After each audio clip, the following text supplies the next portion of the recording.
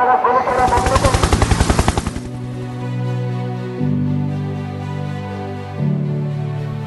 ফেব্রুয়ারি 2009 সকাল 9টায় পিলখানার সদর দপ্তরের দরবার হলে শুরু হয় বার্ষিক দরবার।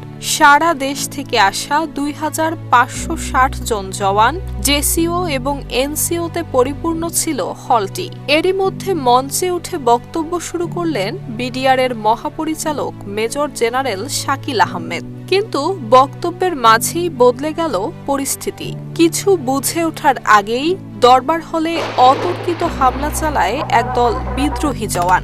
সকাল 9:30টার দিকে সিপাহী মঈন মঞ্চে উঠে ডিজির দিকে অস্ত্র তাক করলেও তাৎক্ষণিকভাবে তাকে নিরস্ত্র করা হয়।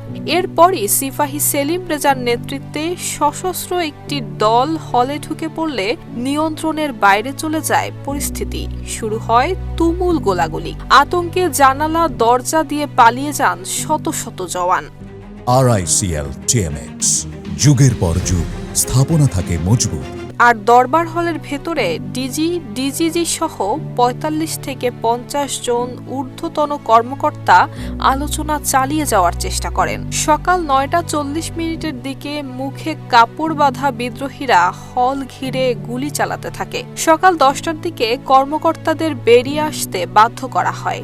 এরপর একে একে হত্যা করা হয় তাদের। শুরু হয় পিলখানা জুড়ে তাণ্ডব, নির্যাতন, জিম্মি, লুটপাট আর অগ্নিসংযোগ। খবর পেয়ে সাভার এবং ঢাকা সেনানিবাস থেকে সেনা সদস্যরা পিলখানার আশপাশে অবস্থান নেন।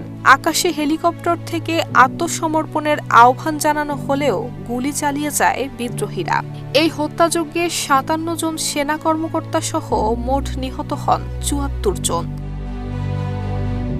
বেলা 1:30টার দিকে তৎকালীন প্রধানমন্ত্রীর পক্ষ থেকে আলোচনার উদ্যোগ নেওয়া হয়। বিকেলে ডিইডি তৌহিদের নেতৃত্বে বিডিআরের একটি প্রতিনিধি দল রাষ্ট্রীয় অতিথি ভবন যমুনায় গিয়ে তৎকালীন প্রধানমন্ত্রী শেখ হাসিনার সঙ্গে বৈঠক করেন। সাধারণ ক্ষমার ঘোষণার পরও সন্ধ্যায় বিদ্যুৎ বিচ্ছিন্ন করে গোপনে মাটি চাপা দেওয়া হয় নিহতদের মরদেহ। এরপর 26 ফেব্রুয়ারি রাতে তৎকালীন স্বরাষ্ট্রমন্ত্রী সাহারা খাতুনের কাছে অস্ত্র এবং চাবি হস্তান্তরের মধ্য দিয়ে প্রায় 33 ঘণ্টার বিদ্রোহের অবসান ঘটে এবং পরদিন উদ্ধার করা হয় একাধিক গণকবর। এই নারকীয় ঘটনায় স্তব্ধ হয়ে যায় গোটা দেশ।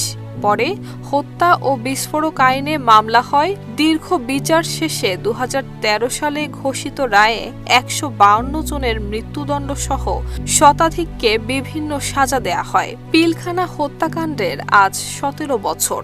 এই বিদ্রোহ আজও বাংলাদেশের ইতিহাসে এক কলঙ্কিত অধ্যায় হয়ে রয়ে গেছে। নুসরাত জাহান মেহেক, ঢাকা পোস্ট।